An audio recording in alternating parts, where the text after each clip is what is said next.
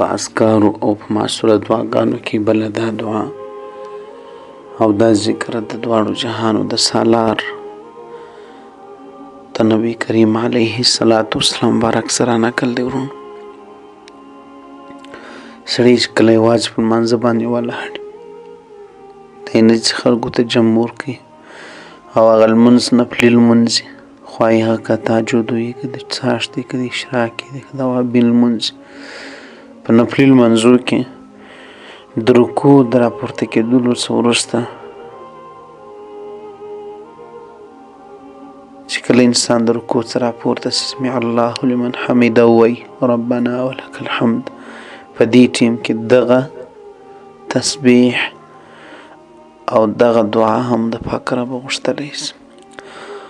ربنا لك الحمد ملء السماوات والأرض وملء ما شئت من شيء بعد أهل الثناء والمجد أحق ما قال العبد وكلنا لك عبد اللهم لا مانع لما أعطيت ولا معطي لما منعت ولا ينفع ذا الجد منك الجد.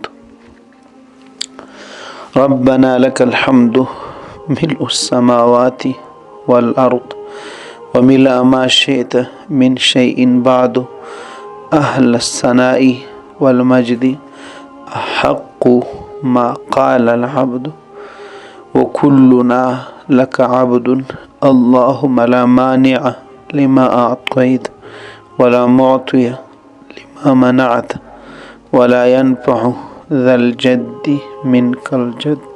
ای زموږ پروردګاره د تا لپاره ټول تعریفونه دي دومره او داسې چې اسمانونه ډکي او ځمکې او څه چې د اسمان او د مځکې په مابینځ کې دي هغه ټول د هغو په شمار د هغو په اندازه او نور چې الله ستا څومره خوښه سي. ای الله د بزرګۍ او د ثنا او د صفت یوازې ته لایق یې. ای الله موږ ټول ستا بندګان یو. یا الله ته چې چاته څه ورکوې بیا د بندولو والا څوک نه وي، څوک یې نسي بندولی، دا د چا په اختیار کې نه. یا الله ته چې د چا نه څه بند کړې څوک ورکولو والا بیا نشته. ای الله دولتمند دی ښایست د انسان ښایست د انسان قدرت قدرت دا هیڅ هم ستا د نیولو څه څوک نسي خلاصولی.